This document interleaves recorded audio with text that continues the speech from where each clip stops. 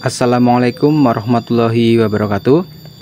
Untuk video kali ini saya ada garapan di motor Vega Vega Force ya, Vega Force atau Vega ZR lah ya, sama aja.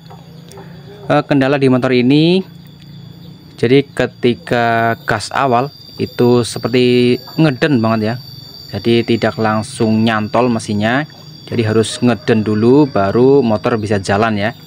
Dan kendala lainnya ketika motor ini dibawa di jalan yang menanjak, ketika jalannya pelan itu terasa seperti nyendat-nyendat ya, seperti dut-dutan gitu ya di mesin. Tapi misal kalau mesin sudah RPM tinggi itu sebenarnya masih enak untuk tenaganya. Cuma itu ya, kalau misal kita jalannya pelan atau RPM rendah di jalan yang menanjak, apalagi membawa beban yang banyak, itu terasa dut-dutan ya, sangat parah. Jadi saya memutuskan untuk membongkar bagian kopling. Ini sudah terbongkar semua, karena sepengalaman saya kalau gejala seperti itu ya, itu kerusakan di bagian kopling. Ini dimulai dari rumah koplingnya. Ini yang menyebabkan ketika gas itu tidak halus ya, terasa ada hentakan ketika di gas awal. Ini bagian karet koplingnya. Untuk karet kopling kita harus membongkar ini. Di bagian dalam terdapat karet kopling ya. Tapi untuk permasalahan di motor ini bukan di bagian rumah kopling, tapi di bagian kopling otomatisnya ya. Sebenarnya masalah seperti ini cuma dialami oleh motor yang menggunakan kopling otomatis ya, bukan yang menggunakan kopling manual atau kopling tangan itu ya. Kalau kopling tangan itu jarang banget terjadi permasalahan seperti ini, atau ketika nanjak itu nyendat-nyendat ya. Ini cuma dialami oleh motor yang menggunakan kopling otomatis seperti ini.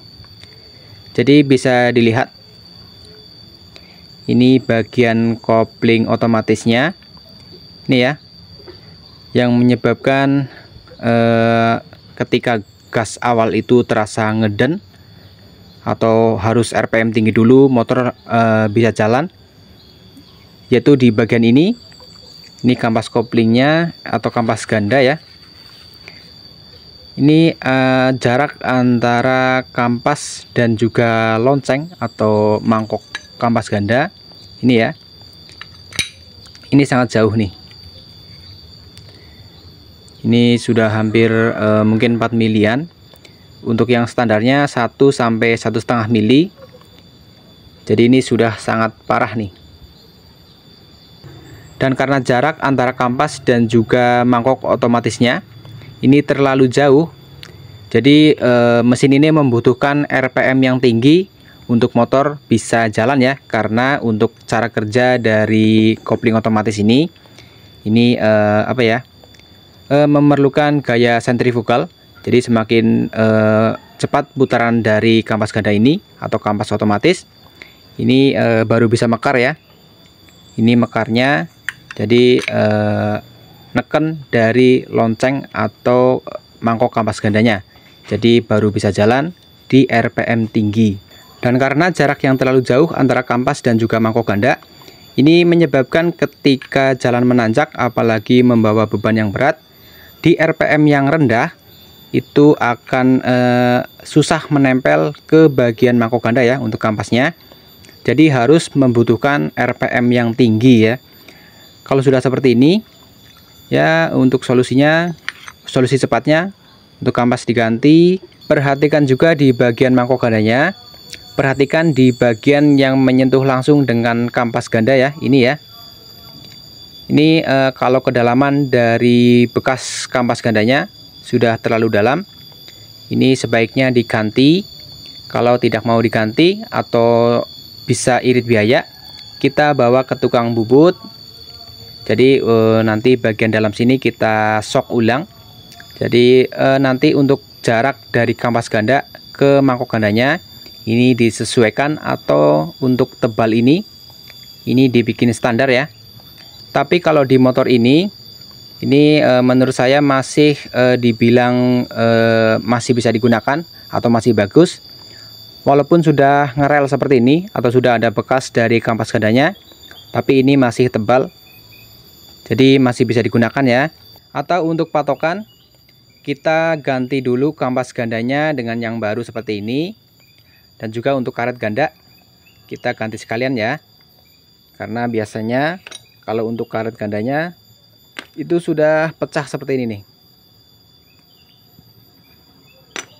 Ini sudah pecah dan juga sudah keras, jadi tidak bisa meredam dari hentakan kampas gandanya. Ini sudah saya ganti yang baru. Ketika kita pasang ke mangkok gandanya seperti ini ya, jadi jarak antara kampas dengan mangkok gandanya ini sudah mepet kembali nih. Jadi antara 1 sampai 1,5 mili itu sudah aman. Jadi seperti ini untuk jarak aman antara kampas ganda dengan mangkok gandanya. Jadi kalau untuk jaraknya sudah seperti ini ya, tidak terlalu jauh, ini tanpa dibubut, tanpa diganti, itu sudah aman. Ini lanjut saya bersihkan semua. Nanti di bagian rumah kopling juga saya ganti, tapi tidak ikut durasi video ya, mungkin terlalu lama. Tapi saya pernah membuat video untuk cara mengganti karet koplingnya, bisa dicek di beranda saya. Ini sudah selesai semua, sudah dibersihkan. Ini tinggal proses pasang. Jarak antara kampas dan juga mangkok ganda ini sekitar 1 sampai 1,5 mili ya. Ini sudah sangat aman. Dan juga untuk karet koplingnya sudah saya ganti juga, ini sudah kencang. Jadi seperti itu ya untuk mengakali atau memperbaiki motor ketika di gas awal itu terasa ngeden ya. Jadi harus RPM tinggi dulu supaya motor bisa jalan. Ketika jalan yang menanjak, ketika RPM bawah itu motor terasa nyendat-nyendat ya. Jadi di bagian kopling otomatisnya ini kita ganti kampas ganda. Jadi seperti itu untuk mengakali atau memperbaiki motor dengan kerusakan seperti tadi ya. Semoga bermanfaat. Terima kasih.